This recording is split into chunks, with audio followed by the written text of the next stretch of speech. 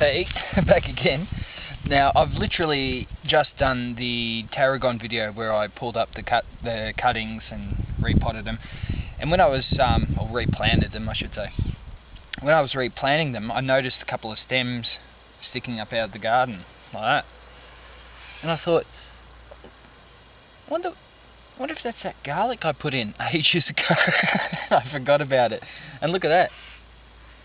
I've just pulled it up. So look at that root system on it. That's unreal. Look how long that is.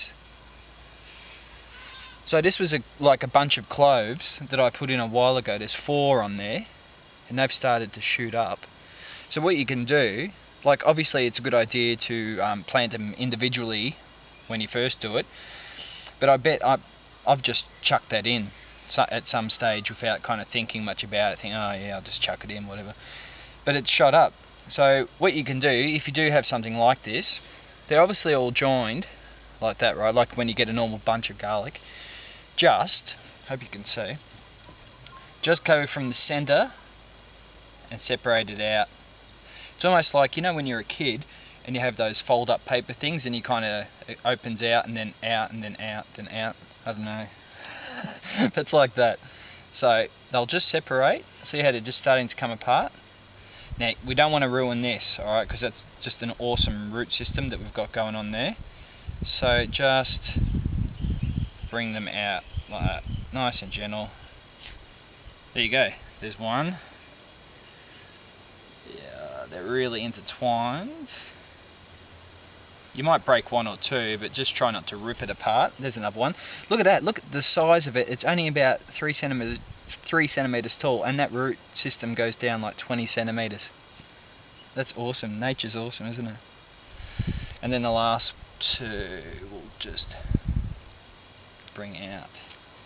Now, another thing, what you might have with corn, I nearly said, with garlic, you have that kind of initial rhizome part that's separate from the cloves, so you can just pinch that off like that.